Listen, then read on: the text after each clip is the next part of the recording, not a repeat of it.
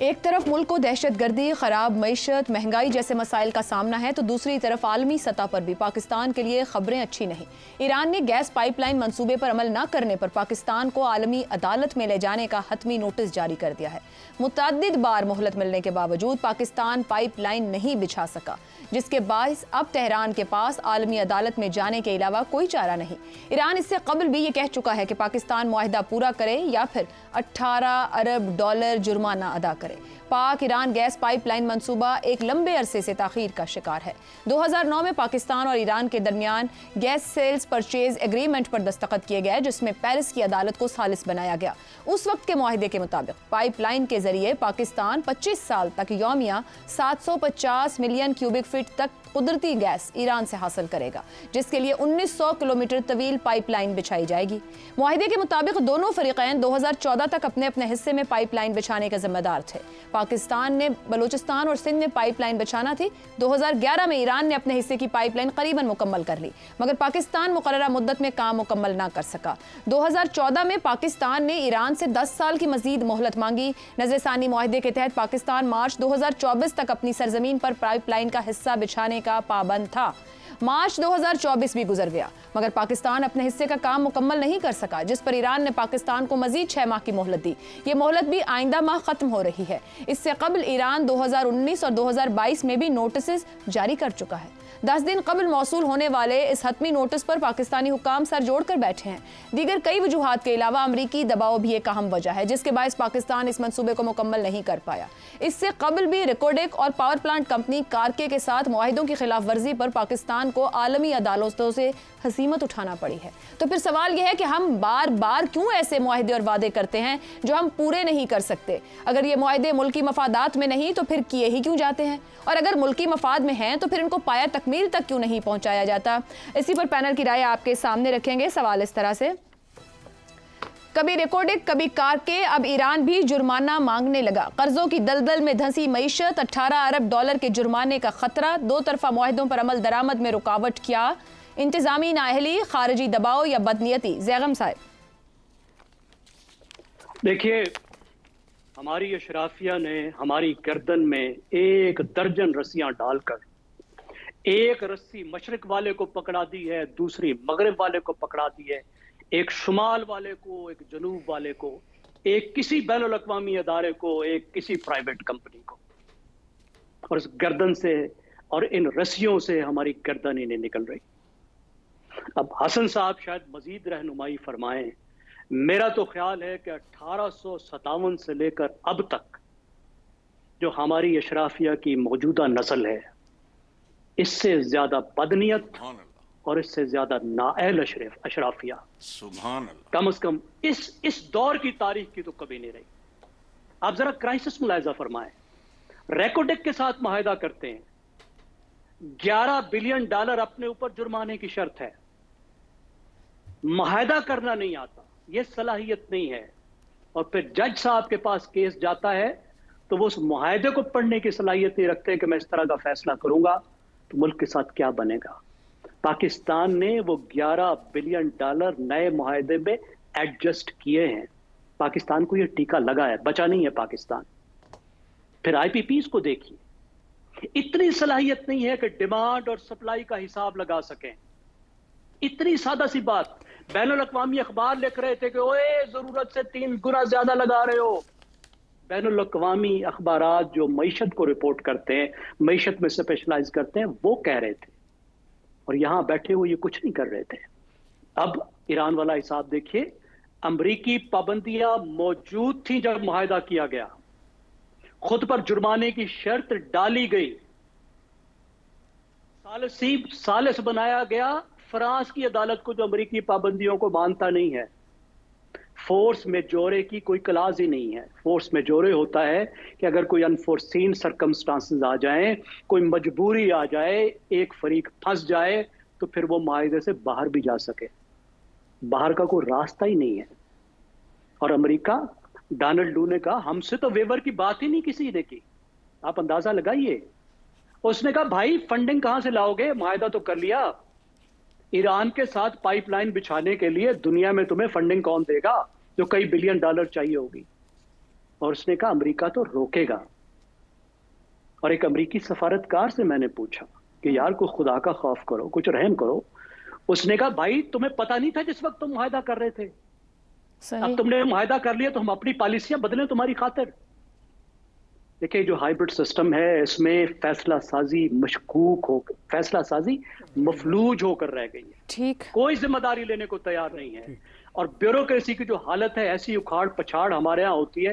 एक दिन बंदा वो सेक्रेटरी होता है सेहत का, अगले दिन वो पेट्रोलियम संभाला होता है। सही हो। अभी उसको लीटर और बैरल का फर्क समझ नहीं आया होता और वो फूड सिक्योरिटी का इंचार्ज बन जाता है। तो ये आपको बुनियादी तब्दीलियां करनी होगी अगर मुकम्मल तबाही से बचना है तो। ठीक है। अफसार साहब, हम मुआहदे पूरे ही क्यों नहीं कर पाते, तो करते क्यों हैं फिर ऐसे मुआहदे? देखें, आपने एक लफ्ज़ यूज़ किया हजीमत। हजीमत जब गैरत ना हो तो फिर हजीमत ही होती है। अमेरिकन नहीं होने दे रहे ना ये सब कुछ। मुआहदे में गलतियां हैं, इसमें कोई शक नहीं, जिसका जैगम साहब ने जिक्र किया है, और वो अच्छी तरह निगोशिएट नहीं हुआ। लेकिन इसकी वजह ये नहीं है कि हम इसको पूरा कर देते तो ये सारी जो गलतियां नज़र आ रही हैं ये होती ना। हमने पूरा ही नहीं करना था, हमने सियासी खेल खेलना था, खेल लिया। हम तो जो पेट्रोल वहाँ से ईरान से स्मगल होकर आता है और सामान जो दूसरा स्मगल होकर आता है, हम उसके लिए कानूनी तजारत उनके साथ नहीं कर सकते। हम इतने डरपोक और हमारे ज़मीर इतने गिरवी रखे गए हैं मगरिब के पास, जिनके पास इख्तियार है। मैं आपको लिस्ट दे देता हूँ पिछले 4-5 अरबाब इख्तियार की, देख लें वो कहाँ हैं, उनके असासे कहाँ हैं और उनके इंटरेस्ट कहाँ हैं, उनके बच्चे कहाँ हैं। तो कौन खड़ा होगा अमेरिका के साथ? कौन कहेगा कि नहीं हमें तजारत की ज़रूरत है ईरान के साथ, हमसायों के साथ हमने करनी है? तो बस ये बैलेंस करने के लिए मुझे इस तरह पॉलिटिकली करेक्ट होना नहीं आता कि मैं कहूँ कोई मशरक़ से खींच रहा है, कोई मगरिब से खींच रहा है, कोई शुमाल से, कोई जनूब से। हमें अपना मफाद अजीज़ रखना चाहिए। अगर हमें मशरक़ से ज़्यादा फ़ायदा हो सकता है, अगर हमें अपने हमसायों से तजारत करके ज़्यादा फ़ायदा हो सकता है तो हमें करनी चाहिए। लेकिन सर हम इस काबिल हैं कि हम ये कर सकते हैं, इतनी अहलियत है? हम बेवकूफ़ नहीं, अहलियत भी है, काबिलियत भी है। मैंने आपको बता दिया ना, 4-5 लोग पिछले देख लें। ठीक है, करने देते हैं कुछ? दुरुस्त हो गया। क्या करूं, क्या बोलूं? हसन साहब, ईरान से भी खदशा है हमें गैस पाइपलाइन मुकम्मल ना करने पर जुर्माना लग जाए। ऊपर की गुफ्तगू आपने सुनी, हम सीखना नहीं चाहते या सीख ही नहीं सकते हैं? देखो, बात कर रहे हो मुआहदों की, एक शेर सुनो पहले जी। लफ्ज क्या, लोग तो तहरीर से फिर जाते हैं, वाह तूने क्यों मेरी हर एक बात को सच जाना था। लफ्ज क्या, लोग तो तहरीर से आइन से फिर जाते हैं। और पाकिस्तान तो पाकिस्तानियों के साथ अपना कोई वादा पूरा नहीं कर सका। किधर की बात कर रहे हो, किन लोगों की?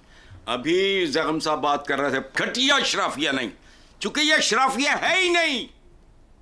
याद रखो, गोरों ने असल अशराफिया दा भी मार दिता सी। मुगल शहजादियों को बावर्चियों के साथ शादियों पर मजबूर होना पड़ा। मुगल शहजादों को इक्के चलाने पड़े, टांगे।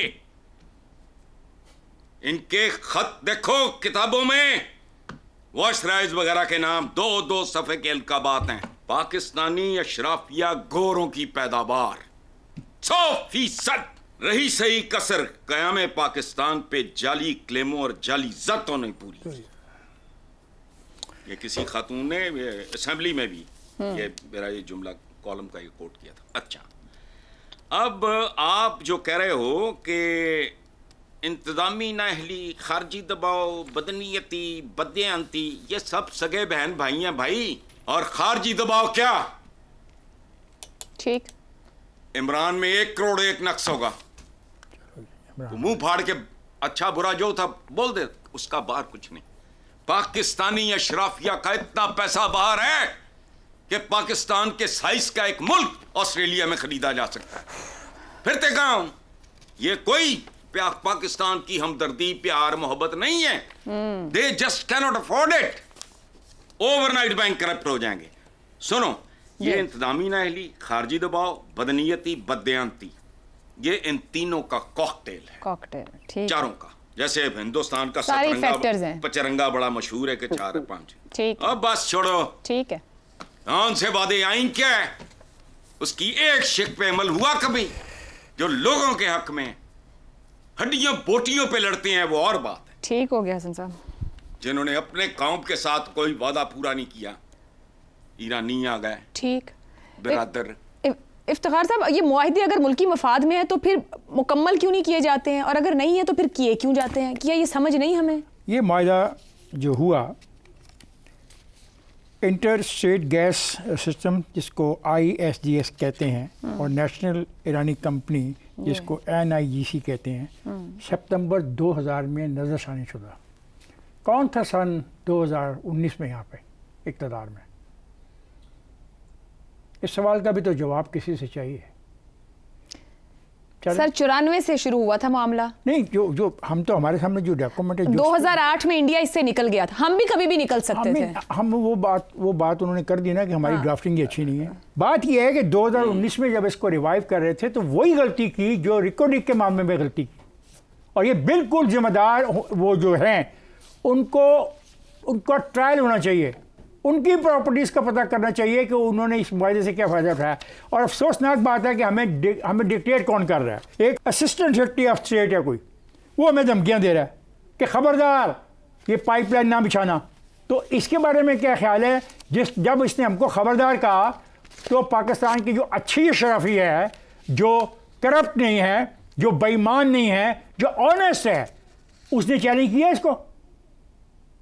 तो हमें बात करते वक्त हकीकत को सामने रखना चाहिए। गलती हुई है, बिल्कुल कॉन्ट्रैक्ट में जो अपना कह रहे हैं कि क्लास होनी चाहिए थी कि हम इससे हट जाते हैं। हर मुआहदे में गलती हमसे हो जाती है। जिस तरह ये कह रही है अपना आयशा कि इंडिया इससे पीछे हट गया, हमें भी रखनी चाहिए थी। लेकिन इसका इल्ज़ाम जिस तरीके से हम बैठ के देते हैं वो गलत है। हमें चीज़ों को उसकी हकीकी सूरत हाल के सामने देखना चाहिए और लोगों तक वो पैगाम पहुँचाना चाहिए जो हकीकत पर मबनी है।